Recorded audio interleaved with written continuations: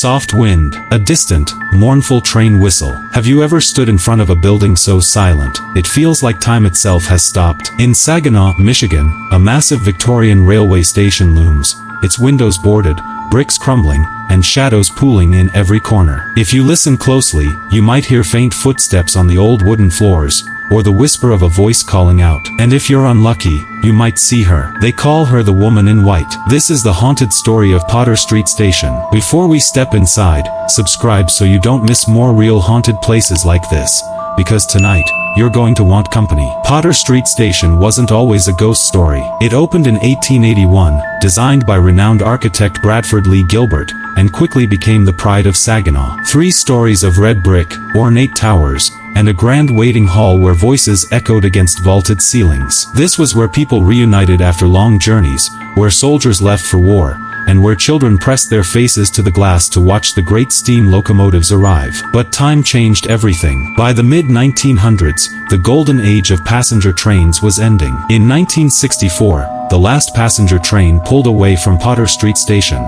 Freight shipments lingered for 2 more decades, until 1986.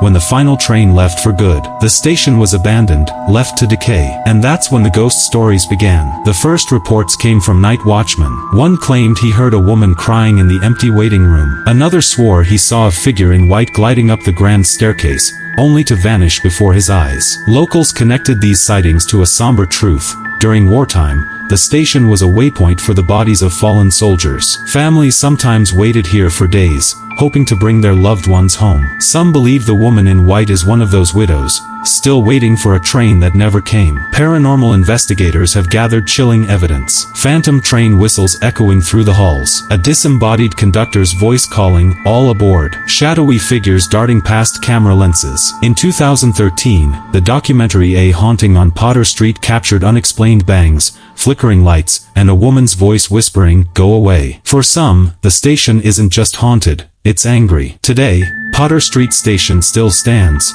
but just barely. Its brick walls are scarred with graffiti. Rain has soaked through its roof. The inside is a hollow shell of what it once was. Efforts to restore it have come and gone, but the building remains closed to the public. Still, urban explorers find their way inside. Some leave with nothing but photographs. Others leave with something they can't explain. One explorer swears she felt footsteps following her, though she was alone. A man says his flashlight died the instant he stepped inside, only to flicker back to life as soon as he left. And many say the same thing, that something is watching from the upper windows. If you visit, you can still see the station from the street. Stand there long enough, and you might hear the wind whistling through the broken glass. Or maybe, the distant rumble of a train that hasn't stopped here in decades. So, would you dare to step inside Potter Street Station? Some places hold history. Others, hold on to you. For more real haunted places where the past refuses to rest, subscribe and join us.